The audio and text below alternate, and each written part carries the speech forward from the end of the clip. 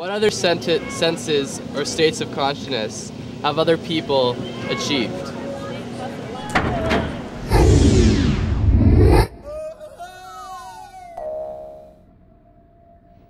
I bet this is the second time you're watching this one. You'll understand why I'm saying that later. So, what other states are there that others have experienced? Well, Kabbalists have attained them all, and they speak to us from there in the books that they leave us about their attainments. Those books contain a map that explains where we came from, where we're going, and most importantly, how to get there. In our current perceptions, we think of other states as being out there, like out in space, and we use the term other dimensions. But still, because we can never really imagine anything except according to forms already existing in our mind, as a result of the experiences that we've had, we project those forms out there. But all those projections aren't out there. They're just an entertaining rehash of our current level of perception. Because we always imagine in terms of time and space. But that's just the stuff of science fiction, and even the limitation of leading-edge science. Quantum physicists already admit openly that they can only describe the boundary of human perception, but they can't penetrate it or escape it. So what other way is there to experience? What do other higher dimensions really mean? Which way's up? Which way's out? Take a look at this thing. You ever seen one of these before? If you haven't, then you should really get out more. If you've never seen one of these things and it looks to you like a random spattering of marks, maybe there's a pattern, but if there is, it's completely abstract, right?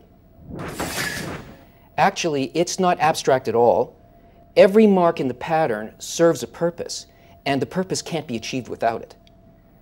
This is a 3D image, and it's encoded into 2 dimensions. And if you use your sense of sight the way that you normally do, you won't be able to see the 3D picture. But there's a method. You have to get up close to the screen and get up close to the screen. Allow your eyes to go closer. Put your nose right against the screen. Yeah, good. And nice nose. And then pull back your head slowly without refocusing your eyes. Right? Huh? So now, if you succeed, then you see the picture. It appears to you. So it's obvious now that the higher dimension always existed along with the lower one, right? And that the lower one could only have been created with the knowledge of what image should be contained in the higher one. Now think about this.